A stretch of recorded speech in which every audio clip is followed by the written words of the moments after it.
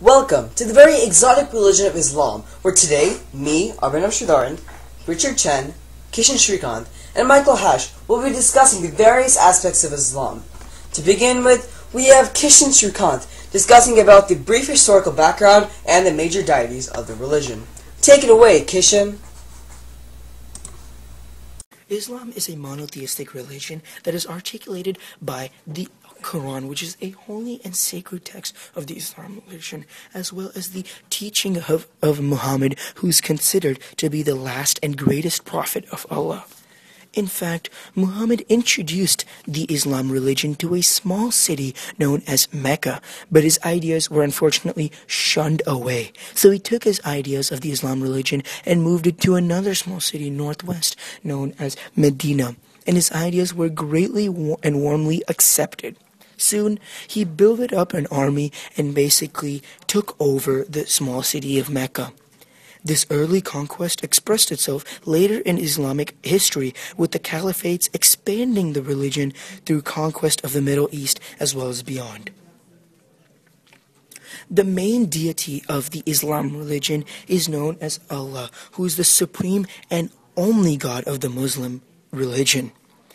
The Muslim people believe that the creation of the universe, as well as every other small and materialistic thing, is coming from Allah, so they become close with the God. Next, we have Michael Hash discussing the morality and the nature of time of Islam. Islam treats the beginning of the universe and of earth in the same way that the Jewish and Christian religions do, namely that in the beginning there was nothing except for Allah.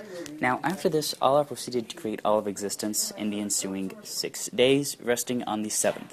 In one of these days, Allah also created mankind, Adam, in his image, and then, because Adam wished for a wife, created Eve from Adam.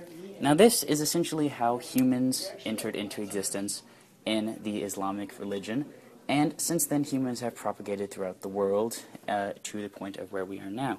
Now, Islam views the nature of time as being linear in contrast to cyclical.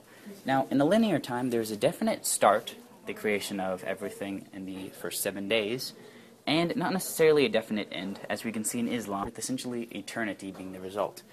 Now, we also see how Islam treats mortality in the afterlife, with repentance, faith, and good works being the necessary 3 parts of actually achieving salvation in essentially equal manner. Now, at the end of the earth in the Islamic religion, there will be a day of judgment, whereupon all the dead are raised from their graves and then judged before Allah on these 3 principles. Now, on this particular day, those that will be having been judged righteous will ascend into heaven, and those that will have been judged as unrighteous will be sent to hell.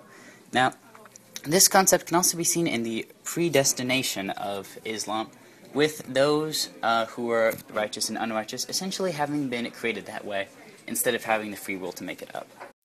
Next, yours truly will be discussing the venerated literature and the main prophets and founders of Islam. Just like other monotheistic religions, such as Christianity and Judaism, in which they utilize the Bible and the Torah, Islam also has its own venerated piece of literature, and this literature is known as the Quran. The literal meaning of Quran is a recitation in Arabic. It is the most holy and prestigious book of the Muslims, and is regarded as the highest authority in legal and religious matters. It is considered to be a complete guidance for all mankind as well. The Quran was revealed on Prophet Muhammad by Allah Almighty through the noblest angel Gabriel. It is a flawless record of Allah Almighty's revelations to Muhammad, and was revealed in the time of about 23 years, from 610 AD to 632 AD. At the year of the death of Muhammad, it is considered to be the only divine scripture in its only original form, and for this reason, the Quran can only be in one language, which is Arabic. And this is why we see that many Muslims who practice the religion of Islam only speak Arabic, and there are only that small few who speak other languages. Also, recitation is the fundamental idea associated with the Quran. The companions of Muhammad memorized his recitations in order to recite it to others, and thus creating the Quran, which can transfer this information to other people who read this book. The Quran was put into writing shortly after the departure of Muhammad from this world, and to protect it from corruption. But recitation is still highly regarded as well. Reciters are praised highly and given a special place in the Muslim committee who recite the Quran. The Quran is also divided into 30 paras of equal lengths. It consists of 114 surahs of different lengths in a range order of the longest to the shortest one, with the exception of the Surah Fatih, which is the opening surah of the Quran. And each surah consists of ayahs, and the total number of ayahs in the Quran is about 6,666 ayahs. And finally, Richard Chen will tell us some about the major holidays and festivals and the many followers of Islam.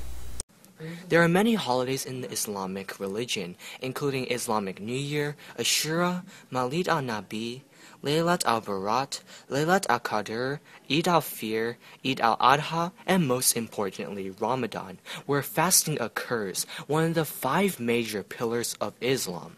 Demographically, 23% of the global population, or approximately 1.5 billion people, are Muslims. Of those, an estimated 80 to 90% of them are Sunni Muslims, whereas 10 to 20% follow the Shiite sect. The majority of those belonging to the Shiite sect are located in Persia, otherwise known as present-day Iran.